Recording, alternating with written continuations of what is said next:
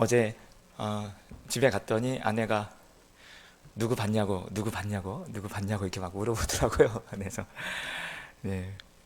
사실 어제 그 아내가 어, 간증문 한 세 장을 저한테 줬었어요. 대신 한번 읽어달라고. 근데 제가 그랬어요. 남의 간증 내가 닭살 돋아서 못 읽겠다고. 그랬더니 잘했다고. 그래, 언제 한번 기회 되면 직접 와가지고 본인이 읽는 게 좋을 것 같아가지고.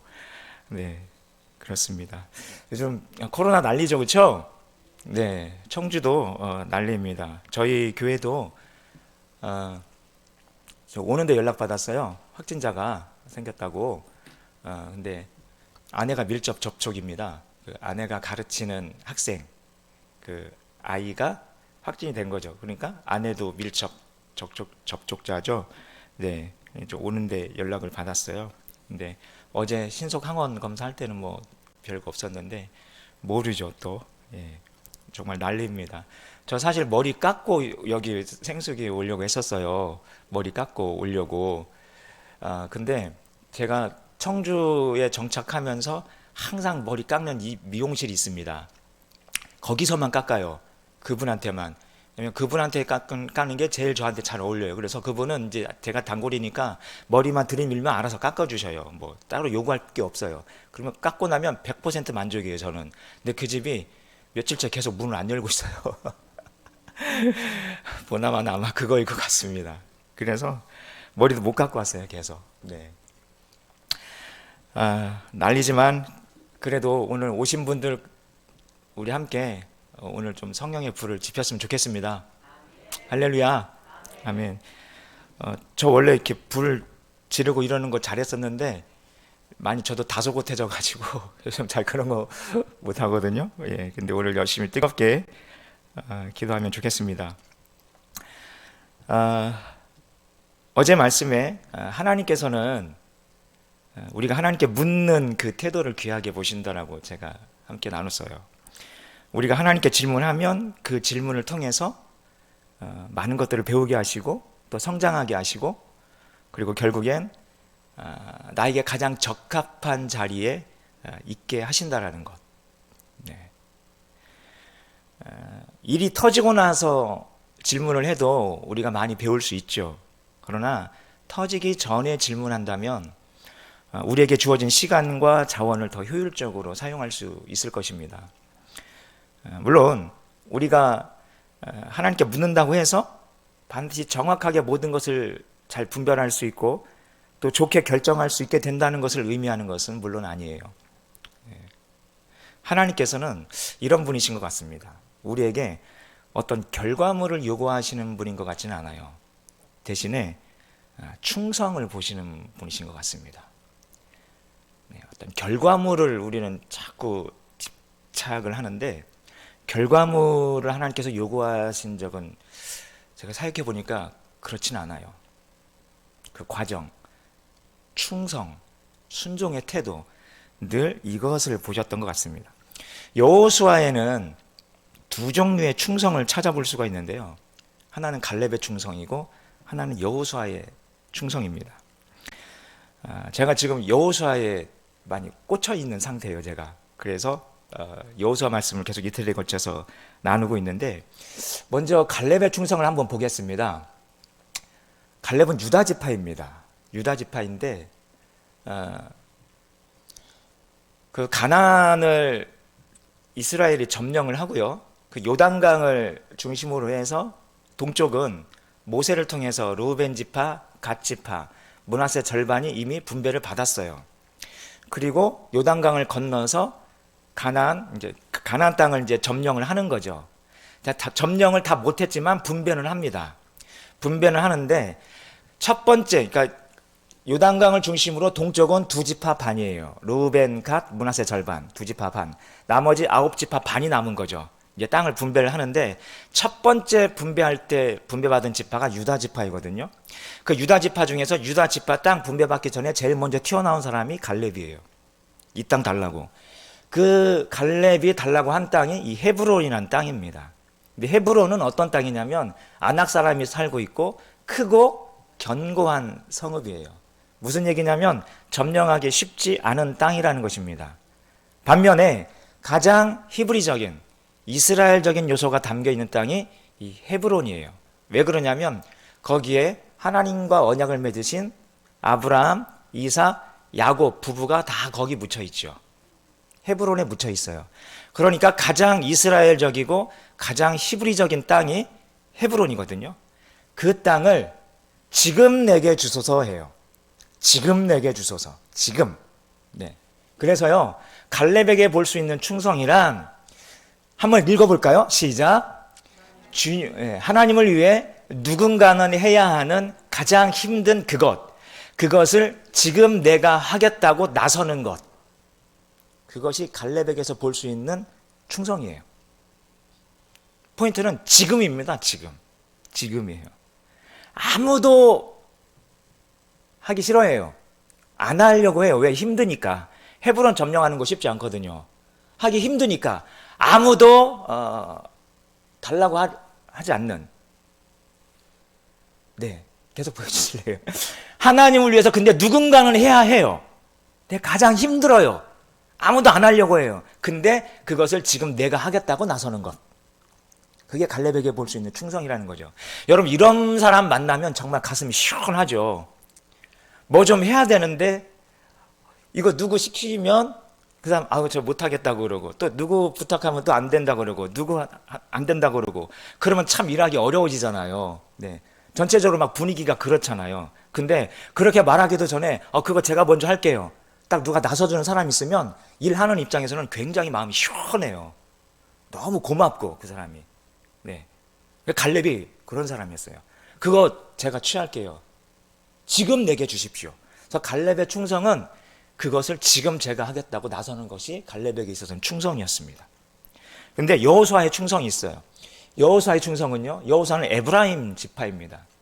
근데 여호수아는요, 모든 동쪽 지파는 2지파 반 이미 모세에게 분배를 받았고, 서쪽은 9지파 반. 네, 이제 분배가 다 끝났어요. 땅 분배가 다 끝난 다음에 최종적으로 여호수아가 자기 땅을 갖습니다. 그 땅의 이름이 딥나세라예요. 딥나세라. 근데 이 땅이 거칠고 황폐한 개간되지 않은 땅이에요. 성읍을 몸소 이제 건설을 해야 되는 거예요. 여호수아가 그 황폐한 땅을 마지막에 최종적으로 다른 사람들이 얻은 땅 떼어가지고 여호수아가 받게 되는 거예요. 땅 나누기를 마치고 자기들 중에서 떼어서 준 거예요. 네, 딥나세라. 가장 황폐한 땅. 그리고 에브라임 산지거든요. 그러니까 평지가 아니에요. 비탈진. 그런 성읍 건설하기 어려운 땅. 거기를 여호수아가 맨 마지막에 자기 땅으로 취해요. 그래서요, 여호수아에게 볼 수 있는 충성이란, 한번 읽어보겠습니다. 시작. 하나님이 됐다고 하실 때까지 멈추지 않는 것. 그래서 포인트는 마칠 때까지예요. 끝까지. 네. 이게 여호수아의 충성입니다. 땅 분배 끝날 때까지, 하나님께서 됐다고 하실 때까지 멈추지 않는 것. 다 끝나고 나서 자기 땅 갖는 것. 네. 그래서요, 서쪽, 동쪽은 모세가 분배를 했으니까 서쪽은 여호수아가 엘르아살 제사장하고 분배를 하는 거거든요. 9지파 반. 이거 시작할 때 갈렙으로 시작하고 끝마침을 여호수아로 끝내는 거예요. 갈렙으로 시작해서 여호수아로 끝나는 거예요. 충성으로 시작해서 충성으로 마무리하는 것입니다. 네. 지금 시작해서 마칠 때까지. 네. 이것이 충성이라는 것이죠. 하나님께 물어보고 여쭤보고 주님께서 주신 마음 따라서 시작해서 마칠 때까지 끝까지 순종으로 응답하는 삶. 결과물이 어떻든지 간에 우리가 그렇게 내 삶을 드렸다면 하나님께서는 그것을 귀하게 보신다는 것이죠. 할렐루야. 아멘. 네. 제가 이제 13년 만에 여기 다녀서 말씀을 나누는데요. 2009년 8월 달에 이제 인사드리고 이제 제주도로 갔는데, 제주도 가는 날 이 생수교회에서는 재정 세미나를 했었어요. 재정 세미나 첫 번째 날 할 때 저희는 그 제주도로 이제 떠났어요. 그 밤에 제주도로 떠났는데, 밤에 이제 애들 뒤에 태우고 짐 잔뜩 싣고, 그때 강정순 권사님께서 여기 3층 식당에서 막 이것저것 막 저기 세탁기 세제도 챙겨주시고 뭐도 챙겨주시고 막 챙겨주셨어요. 이거 가면 다 필요하다고. 근데 저는 그때 속으로 무슨 생각했었냐면, 이거 가서 사면 되는데 뭐 이렇게 막 짐만 늘어나게 막 챙겨주시나, 속으로 그런 생각 솔직히 했었어요, 권사님. 네. 근데 근데요, 이제 목포까지 차로 한밤중에, 아이들은 뒤에서 이제 자고요. 아내랑 같이 목포로 한밤중에 내려가는데 이런저런 얘기하면서 내려가죠. 그러면서 마음에는 막 설레는 마음이 있었어요. 꿈과 환상의 섬 제주도로 가잖아요. 그렇죠, 여러분? 네, 2009년에 여름에 그것도 막 기대감이 있었단 말이에요. 이제 아침에 한 6시쯤에 목포에 도착해서 배 타고 제주도로 가는 겁니다. 배 타고 갈 때도 기분 좋았어요. 꿈과 환상의 섬 제주도니까요. 우리가 거기를 가니까. 근데 배가 이제 제주항에 딱 도착을 했어요. 이제 차를 타고 내려야 되잖아요. 정말 신기한 경험을 했는데요. 차가 제주도 땅에 바퀴가 딱 닿는 순간부터 제 마음속에 어떤 마음이 싹 물밀듯이 밀려오냐면, 걱정과 두려움이 밀려옵니다. 걱정과 두려움. 신기해요. 꿈과 환상의 섬 제주도, 뭐 이것은 싹 사라지고요. 바퀴가 땅에 딱 닿는 순간부터 제 마음속에 싹 들어온 생각이, 이제 어떻게 먹고 살지? 그게 저를 싹 지배해요. 그게요. 그때부터는 이제 이것과의 싸움이에요. 어떻게 먹고 살지? 예. 너무 신기해요. 설레는 마음 하나도 없어요. 이제부터 어떻게 먹고 살지? 네. 운전하면 다 기름인데, 예. 돈 뿌리고 다니는 거잖아요, 운전하면. 네. 어떻게, 그래서 제주도 살 때 어디 다니지를 못했어요. 많이. 그 꿈과 낭만의 섬을. 네. 한라산 등반도 못했어요. 1년 살면서. 네. 오직 함덕바다 해수욕장, 거기만 그냥 주구장창 다니면서. 네. 그렇게 1년 공부를 마쳤습니다. 예. 마치고, 이제 서울로 가게 됐어요. 서울에서 3년 사역을 하는데, 사역 잘했습니다. 열심히 했어요. 열심히 했는데, 교회를 개척해야 되겠다는 그런 마음이 들었어요. 그리고 여러 가지 과정들이 있었지만 그 과정을 생각하고 교회를 개척을 해야 되겠다라는 마음이 들었는데, 여러분, 밤에 기도하면 다 될 것 같아요. 밤에 기도하면. 근데 아침에 눈 뜨면 안 될 것 같아요.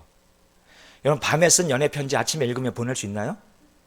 못 보내요. 밤에 쓴 연애 편지 아침에 읽으면 못 보내요. 닭살 돋아가지고. 네, 밤에는 깜깜한 방에서 밤에 기도할 때는 정말 개척하면 다 될 것 같았거든요. 아침에 눈 떠서 서울 한복판을 싹 바라보면 에이, 안 돼요. 네.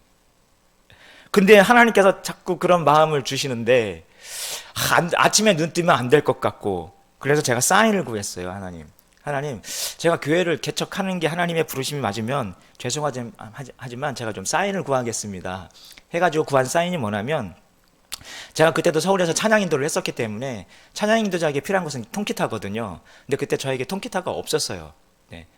그런데 제가 하나님께 구하기를, 하나님, 저한테 기타를 하나 주시면 이게 하나님께서 주신 사인으로 알겠습니다 라고 속으로 기도하고요, 아무한테도 그 얘기를 안 했습니다. 천기를 두서라면 안 되죠. 그렇죠? 네.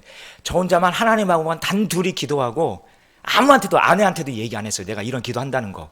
네. 하나님 통기타 하나 주시면 하나님 사인으로 알겠습니다. 그리고 기도했는데, 제가 사역하는 학교를 갔어요. 학교를 갔는데 같이 사역하는 간사님, 목사님이 그날따라 통기타를 들고 오시는 거예요.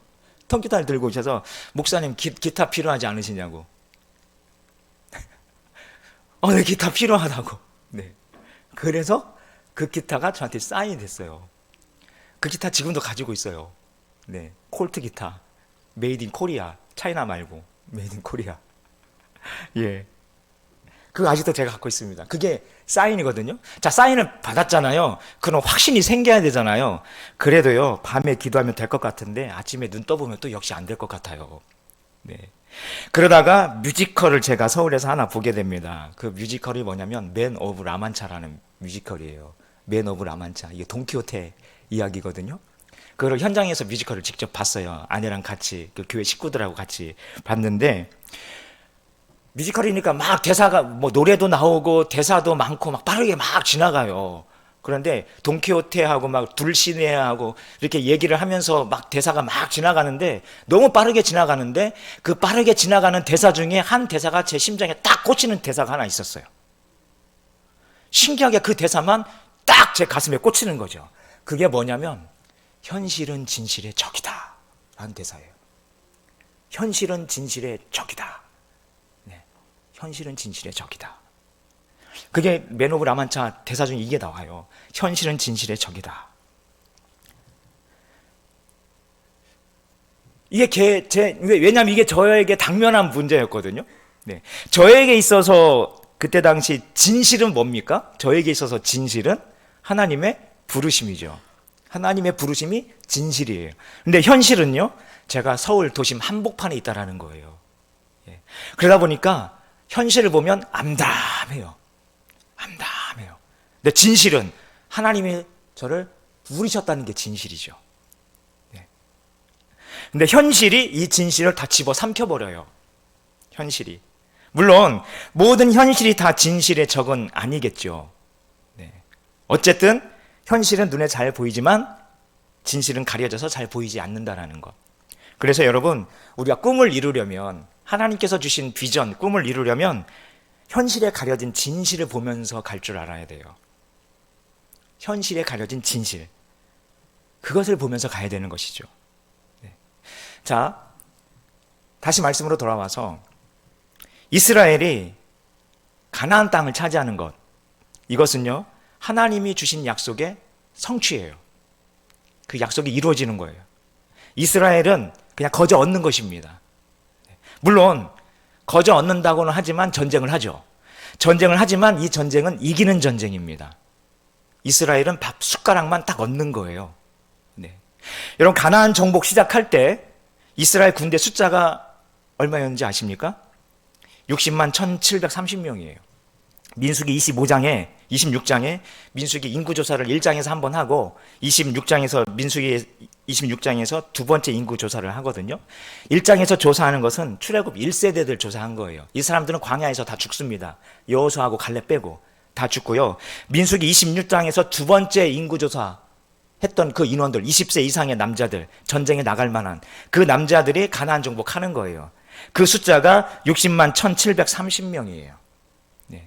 우리 대한민국 정규 군인이요, 육해공군 다 합쳐가지고 50만에서 55만 정도 된대요. 네. 그러니까 이스라엘이 가나안 정복할 때 군대 숫자가 우리보다 더 많아요.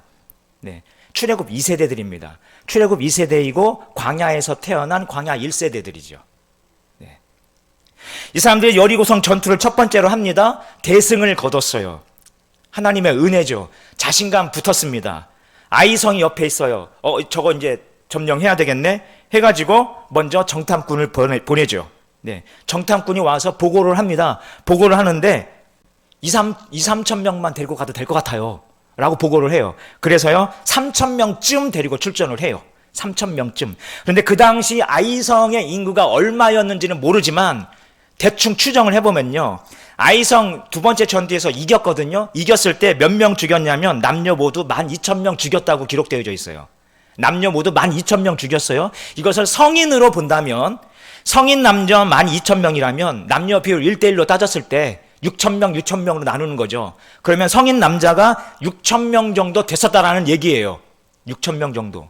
성인 남자가. 그런데 몇 명 데리고 출전했다고요? 3,000명쯤 데리고 출전한 거예요.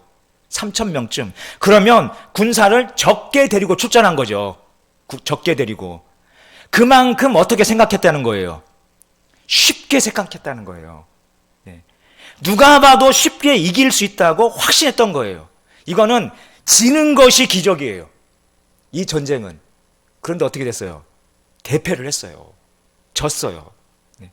여호수아가 하나님의 그 언약궤 앞에서 엎드려가지고 한탄하면서 하소연을 합니다. 하나님 어쩌자고 우리한테 이렇게 하시냐고 하소연을 해요. 네. 왜냐하면 누가 봐도 이기는 전투였거든요. 이기는 전투였는데 졌어요. 그런데 여호수아가 생각할 때 도대체 질 수 없는 게임인데 왜 졌는지 이해가 안 되는 겁니다. 여호수아가 생각해도요. 너무 이해가 안 되는 거예요. 네. 그게 현실이에요. 졌다는 거. 전투에서 졌다는 게 현실이에요. 그러면 그 아이성 1차 전투에서 진 것이 현실인데 진실은 뭡니까? 왜 졌어요? 아간의 범죄, 그리고 그로 인한 하나님의 임재가 떠난 것. 이게 진실이죠. 그게 현실로 나타난 게 전쟁에서 진 거예요. 진실은 하나님이 함께하지 않으신 거예요. 아간의 범죄 때문에. 근데 이것은 눈에 보여요, 안 보여요? 눈에 안 보이는 거예요. 이거는요. 아간의 범죄는 눈에 보이지 않는 것이었어요. 여호수아가 이걸 모르죠. 네. 근데 이게 진실이란 말이에요. 그것이 현실로 나타난 게 전쟁에서 진 것일 뿐이에요.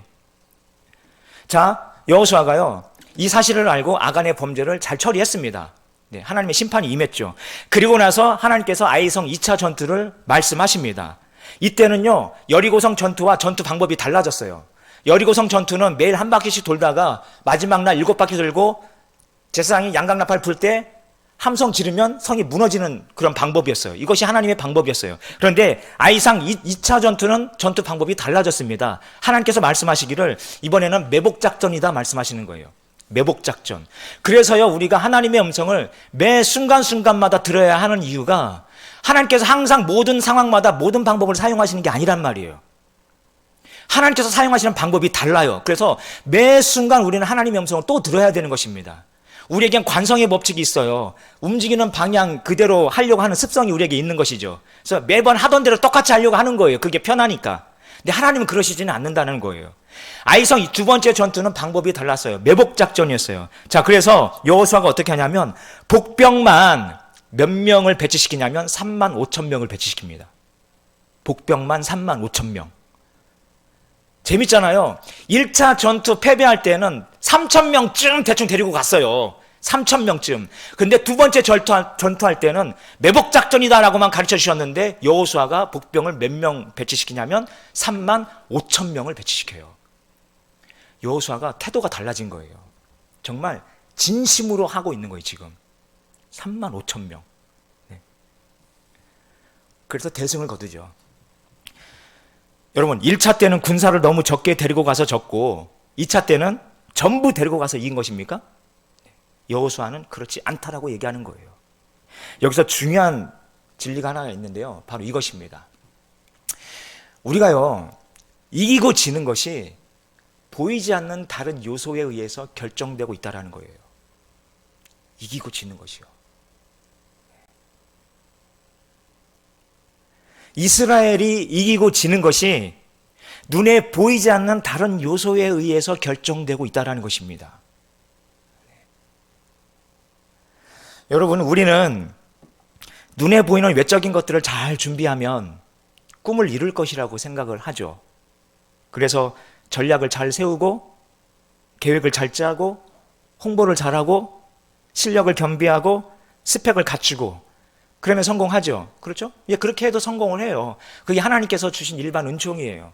예수 믿거나 안 믿거나 하나님 믿거나 안 믿거나 상관없이 이렇게 열심히 잘 계획 짜고 홍보하고 자기 스펙을 잘 쌓으면 성공할 가능성이 훨씬 많은 것은 사실입니다. 물론 중요해요. 그러나 적어도 내 인생에 하나님의 뜻이 이루어지는 것에 관심이 여러분들이 있으시다면 내가 하는 일들이 하나님 나라와 관련이 되고 또 하나님께 영광이 되기를 소원한다면 내가 이기고 지는 것이 눈에 보이지 않는 다른 요소들의 영향을 굉장히 많이 받는다는 것을 우리가 인정해야 된다는 것입니다. 눈에 보이지 않는 다른 요소. 이것을요, 우리는 영적 전쟁이라고 부릅니다. 영적 전쟁. 이 전쟁은 실제로 치열하게 매일 우리 삶의 현장에서 벌어지고 있어요. 근데 우리는 이 전쟁을 너무나 많이 간과하죠. 그래서 자기가 지금 지고 있는데 왜 지는지도 모르면서 지는 경우가 허다합니다. 보면 지고 있어요. 지고 있는데 자기도 왜 지고 있는지 몰라요. 네. 이 영적 전쟁이기 때문에 그래요. 자, 그렇다면 어떻게 하면 이기는 삶을 살 수 있을까? 어떻게 하면 이기는 삶을 살 수 있을까? 네. 첫 번째는요, 영적 전쟁을 인정하고 알고 있어야 됩니다. 그동안 간과하고 있었다면 우리는 다시금 이것을 상기할 필요가 있어요. 영적 전쟁을 우리가 인정하고 이것을 알고 있어야 된다는 것입니다. 왜? 이기고 지는 것이 눈에 보이지 않는 다른 요소에 의해서 계속 결정되고 있기 때문에 그래요. C.S. 루이스라는 그 작가가 있어요. 그 사람이 영적 전쟁을 우리가 이해할 때 두 가지 극단을 조심해야 된다고 얘기합니다. 첫 번째 극단은 뭐냐면 지나치게 우리가 마귀에 집중하는 것이죠. 이것이 첫 번째 극단입니다. 지나치게 마귀에 집중하는 거예요. 뭐만 해도 막 마귀가 했다 그래요. 네, 운전하다가 졸아가지고 앞차를 박았는데 졸음 마귀가 나한테 그랬다고. 네. 제가 한번 박았거든요. 졸다가. 네. 지나치게 마귀에 집중하는 것. 첫 번째 극단 조심해야 되고요. 두 번째 극단은 뭐겠어요? 지나치게 마귀를 무시하는 거죠. 그런 거 없어. 그런 거 없어. 이렇게 마귀를 무시하는 이 두 가지 극단을 조심해야 된다라고 C.S. 루이스가 그렇게 이야기합니다.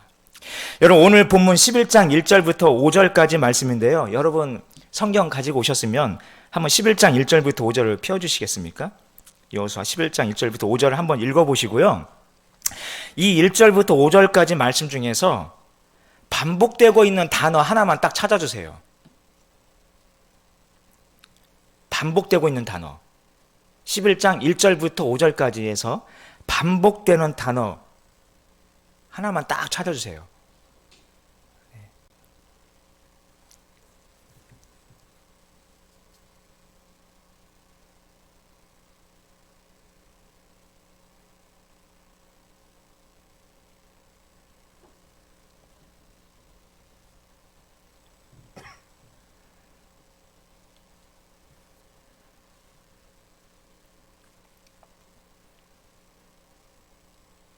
있습니까? 있으세요? 누구 한 분만 딱 말씀해 주시겠어요? 어떤 단어가 반복이 됩니까? 족속. 예, 족속 있죠. 족속도, 네, 맞습니다. 근데 그 족속보다 조금 더 무게감이 있는 단어가 하나 더 있어요. 왕이라는 단어입니다. 왕. 네. 시므론 왕, 악사 왕, 네. 예. 높은 곳에 있는 왕들과 그 다음에 5절에서도 이 왕들이 모두 모여 나와서 왕이라는 단어예요. 킹, 왕이라는 단어예요. 가나안 땅에는 이미 오래전부터 자리 잡고 살고 있는 여러 족속의 주민들이 있었어요. 그 족속들마다 왕이 있습니다. 왕이 있다는 것은 조직을 갖추고 있다는 것을 의미해요. 그것이 현대 사회에서 말하는 국가로서의 조직일 수도 있습니다. 예, 국가의 3요소가 주권, 영토, 국민이죠. 그 중에 중요한 게 사실 주권이라는 것이에요. 주권은 뭐예요? 나라의 주인으로서 갖는 권리죠. 국가의 일들을 최종적으로 결정하는 권력, 그것이 이제 주권이죠. 우리나라도 주권을 일본에게 빼앗겼던 적이 있었습니다. 그래서 우리나라의 모든 중요한 결정들을 일본이 다 했던 시절이 있었죠. 주권을 빼앗긴 거죠. 네. 이 주권이 굉장히 중요합니다. 그런데 가나안 족속들에게 있어서 주권은 누구에게 있었냐면 왕들에게 있었어요. 왕들. 이스라엘에게 대항하기 위해서 수많은 군사와 무기를 동원시킨 자들이 누구냐면 바로 왕들입니다. 그래서 가나안 정복 전쟁은 가나안 왕들과의 전쟁이에요. 왕들과의 전쟁. 왕은 통치자이고 결정권자입니다. 가나안 땅이 죄악으로 물들어버린 핵심에는 왕들이 있어요. 그들의 선택이 있었어요. 그들의 결정이 있었기 때문이에요. 그 가나안 땅의 왕들이 온 우주의 왕이신 하나님과 싸우려고 지금 진을 치고 있는 것입니다. 메론 물가에서. 네. 가나안 통치자가 누구냐의 싸움. 이 땅에서의 결정권자가 누구냐의 싸움이죠. 그러다 보니까 가나안 통치자들의 그 저항이 굉장히 거세요. 그리고 그 저항의 강도가 점점 세집니다. 여러분 여리고성 전투하고 아이성 전투할 때는 그냥 여리고 하나, 아이성 하나하고 이스라엘 연합군하고 싸우는 거예요. 이스라엘은 연합군이에요. 근데 여리고성 하나, 아이성 하나 이렇게 싸운 것이죠. 자, 이게 그렇게 중부 전투가 끝났어요. 이제 남부로 내려갑니다. 남부 지역 전투를 하는데 이때는요. 기브온하고 이스라엘하고 평화조약 맺었다는 그 이야기를 듣고 5 왕들이 연합군을 조직해서 이스라엘과 대항합니다. 각자 여리고 각자, 아이성 각자 싸우다가 이제는 5 나라가 연합해서 이스라엘하고 싸워요. 좀 강도가 세졌죠. 자, 남부 점령을 했어요. 이제 북부로 올라갑니다. 이 소식을 듣고요, 더 강력한 저항이 와요. 오늘 말씀 보니까 숫자가 얼마나 많아졌어요? 해변에 수많은 모래 같고 말과 병거도 심히 많다. 더 많아졌어요. 더 세졌어요, 세력이요. 이스라엘에게 저항하는. 여러분, 자기들이 가지고 있는 주권, 통치권을 빼앗기지 않으려는 몸부림이 정말 거셉니다. 그래서 우리가 전투를 해야만 하는 거예요. 그런데 하나님께서 내가 넘겨줄 테니까 모두 진멸하라고 말씀하십니다. 저항이 굉장히 세지만 내가 넘겨줄 테니까 모두 진멸하라고 말씀하시는 것이죠. 근데 여러분, 오해하시면 안 돼요. 이것이 오늘날에도 사람을 죽이는 전쟁을 해야 한다고 말하는 것이 아닙니다. 우리는 여호수아를 신앙적으로 해석해야 돼요. 여호수아는 분명 전쟁을 기록하고 있죠. 그리고 전쟁을 통해서 가나안 땅에 하나님의 통치를 심는 것입니다. 오늘날 우리도 전쟁을 합니다. 무엇이 나를 다스리게 할 것인가? 무엇이 나의 생각을 다스리게 할 것인가? 그래서 생각의 전쟁이에요. 생각이 결과를 낳기 때문에. 잠언 23장 7절에 이런 말씀이 있습니다. 같이 읽어볼게요. 시작. 무릇 그 마음의 생각이 어떠하면 그의 사람됨도 그러하니. 그래서요, 여러분, 나의 지금의 모습은 내 생각의 반영이죠. 무엇이 내 생각을 지배하게 할 것인가? 이것이 오늘날의 영적 전쟁의 핵심이라는 것이죠. 그래서 예수님과 바울은 이 전쟁은 구약과 전쟁의 형태가 다르다라고 말씀하고 있는 거예요. 예수님께서 하신 말씀 같이 읽어보겠습니다. 시작. 사람이 먼저 힘센 사람을 묶어놓지 않고서 어떻게 그 사람의 집에 들어가서 세간을 털어갈 수 있느냐? 묶어놓은 뒤에야 그 집을 털어갈 수 있다. 이 힘센 사람, 마귀를 가리키는 것이죠. 또요, 바울이 에베소서 6장 12절에서 또 같이 이야기합니다. 같이 읽어볼게요. 시작. 우리의 싸움은 인간을 적대자로 상대하는 것이 아니라 통치자들과 권세자들과 이 어두운 세계의 지배자들과 하늘에 있는 악한 영들을 상대로 하는 것입니다. 여기서 통치자들, 권세자들, 이 어두운 세계 지배자들, 하늘에 있는 악한 영들, 다 마귀의 세력들을 지칭하는 표현들이죠. 우리의 싸움은 이 세력들과의 싸움인 거예요. 우리의 싸움은. 그런데 마귀가 영적 전쟁을 수행하는 방법이 뭐냐면 바로 생각의 영역에 침투하는 것입니다. 생각. 진리를 가려버리고 이 세상에 집중하게 만드는 것이죠. 진실을 가려버리고 현실에 집중하게 만드는 것입니다. 현실은 눈에 딱 보이니까요. 바로 보이니까. 좀 우울증 많이, 그것 때문에 고생하시는 분들이 제 주변에도 좀 계셔요. 우울증, 뭐 호르몬이나 그 뇌에서 신경 전달 물질, 뭐 세로토닌 이런 것의 이상이, 이것 때문에 그 이상이 왔을 경우, 이것이 원인일 경우에는 감기처럼 뭐 의학적인 치료를 병행하는 것이 당연히 필요하겠죠. 그런데 유전적인 요인이나 환경적인 요인이나 또는 이유를 알 수 없는 경우, 그런 경우에는 영적 전쟁의 관점을 절대 무시할 수 없다라는 거예요. 이게요. 그래서 진리를 묵상하는 작업이 반드시 있어야 된다는 것입니다. 제가 아는 목사님께서, 성경 연구 같이 하시는 목사님께서 그런 말씀을 하세요. 본인이 어떤 공동체를 같이 하고 있는데 거기에 공황장애 분들이 많이 오신다라는 거예요.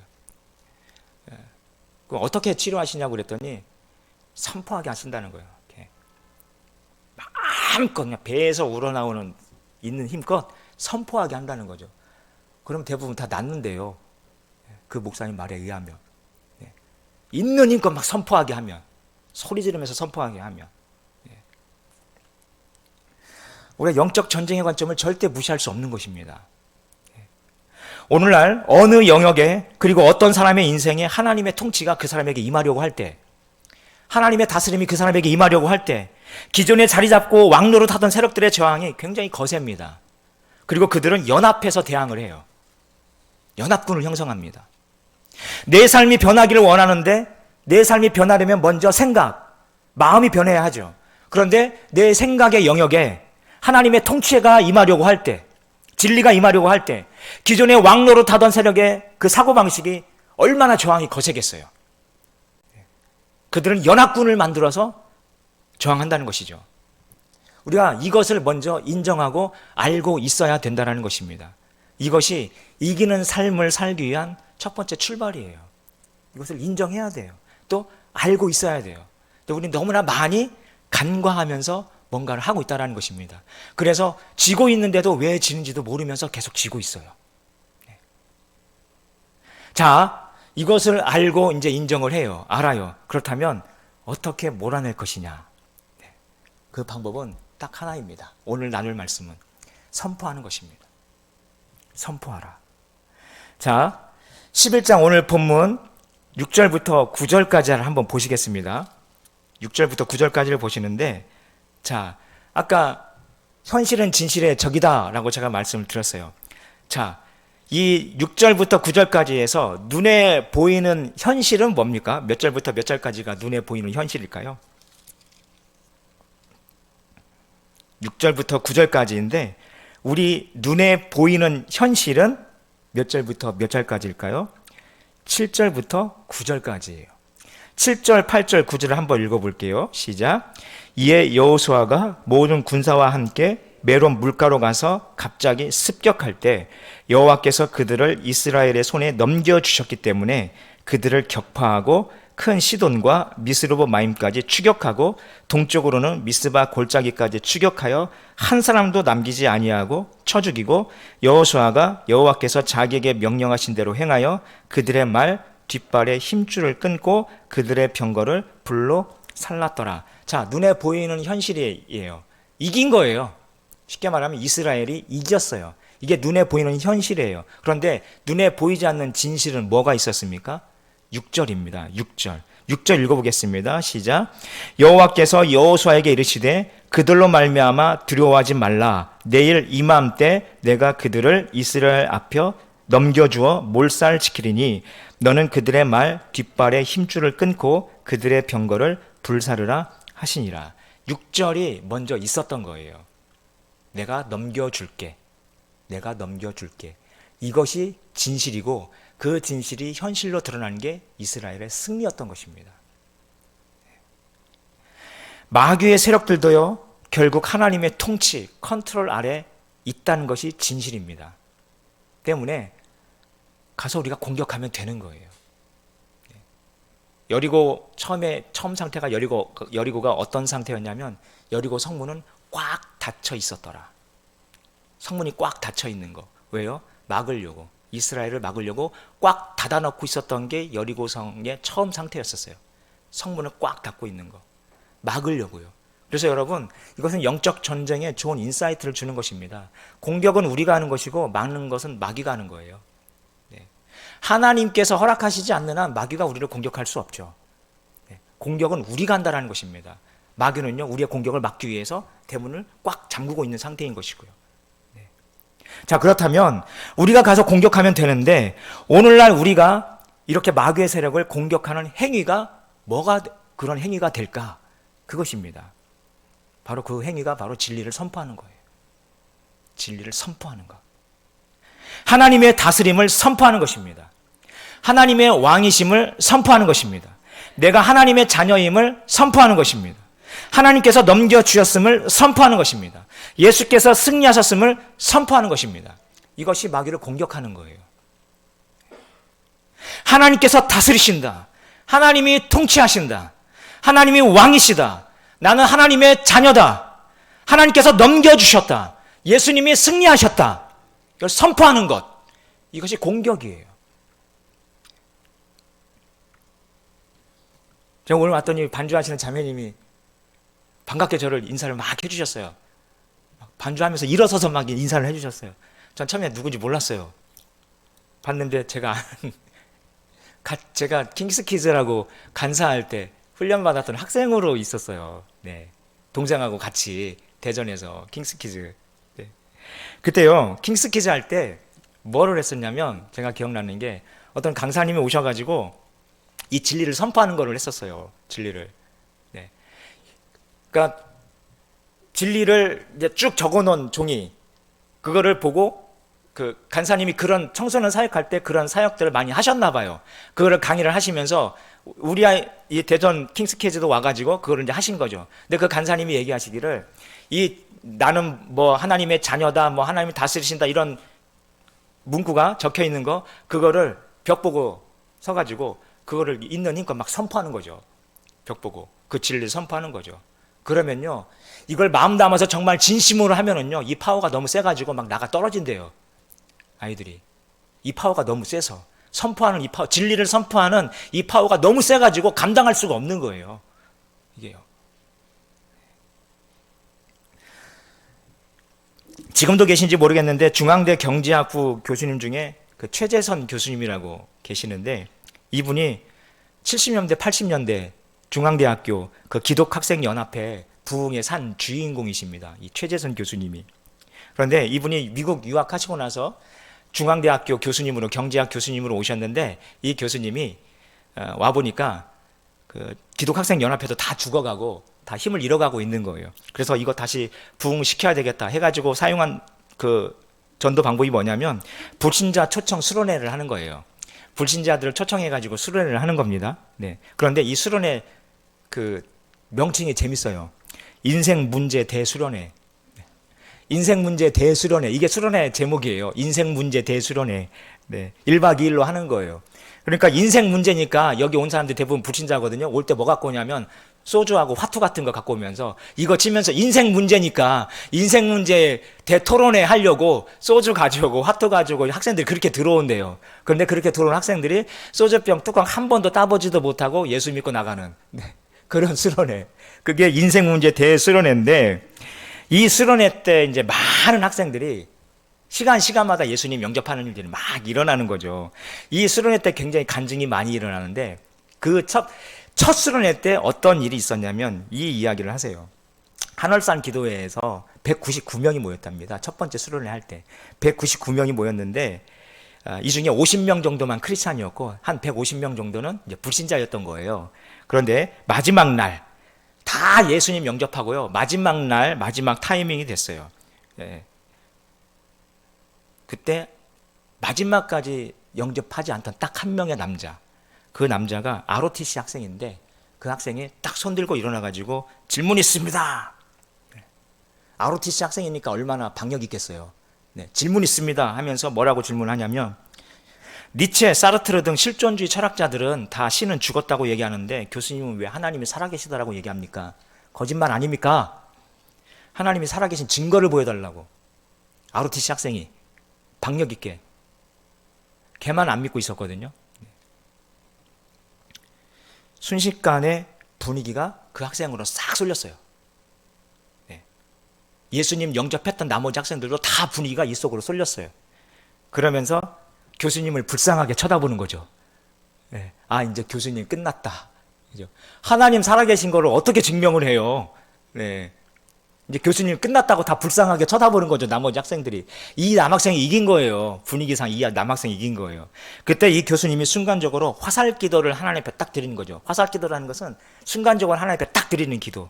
하나님, 어떻게 하나님 살아계시다는 거 이 학생에게 어떻게 증명할까요?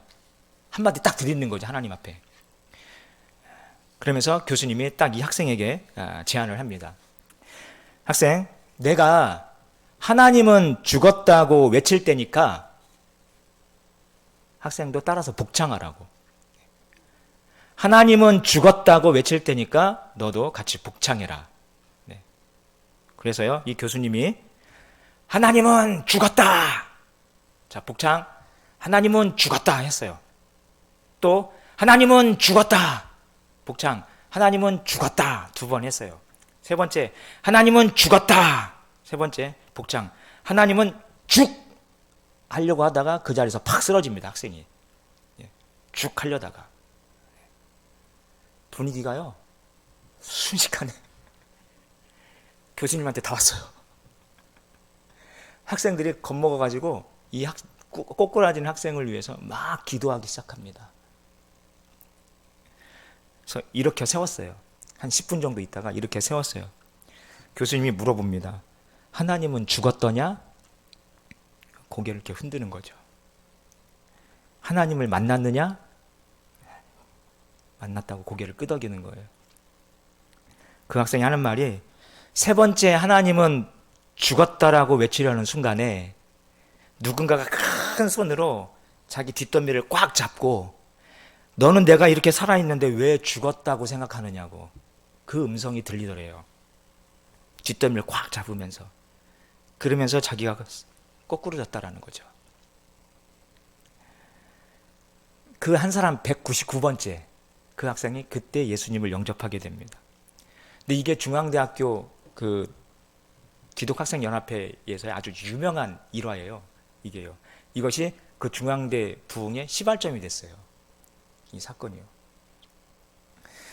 여러분, 하나님은 죽었다라고 외치는 말에도 하나님께서 이렇게 역사하시는데 하물며 하나님은 살아계십니다. 하나님은 왕이십니다. 나는 하나님의 자녀입니다. 예수님께서 승리하셨습니다. 예수님께서 넘겨주셨습니다. 라고 외치는 우리의 외침에는 얼마나 더 파워가 있겠습니까? 할렐루야. 네. 오늘 말씀을 정리하겠습니다. 여호수아는 승리의 책이죠. 성취의 책입니다. 하나님께서 수행하시는 전쟁입니다. 그 수행하시는 전쟁에 우리는 그냥 이스라엘은 숟가락만 순종으로 얹은 것뿐이에요. 그래서 중요한 것은 잘 듣고 그대로 순종하는 것이죠. 그러면 싸움은 하나님께서 싸우시는 거예요. 네. 얼마나 우리에게 소망을 주는 책인가요? 네. 그래서 우리가 지금까지 뭐 잘하셨던 분도 계시겠지만 도대체 내가 왜 계속 지고 있지? 나는 왜 맨날 지지? 왜 지는지도 모르게 계속 지면서 그냥 그렇게 신앙생활을 하고 있는 그런 부분이 있었다면 우리가 이 부분을 놓치고 있었던 거예요. 우리가 다시 이 부분을 생각하고 그렇지. 내가 이기고 지는 것이 보이지 않는 요소에 의해서 지금 계속 결정되고 있는 것이구나. 그렇다면 내가 이 부분에 대해서 싸워야지. 선포해야지. 하나님 행하시옵소서. 하나님 다스려 주시옵소서. 하나님이 통치하십니다. 하나님이 역사하십니다. 하나님이 넘겨주셨습니다. 하나님이 승리하셨습니다. 이 선포하는 것, 이 선포의 기도로 함께 같이 나아가시길 소원합니다.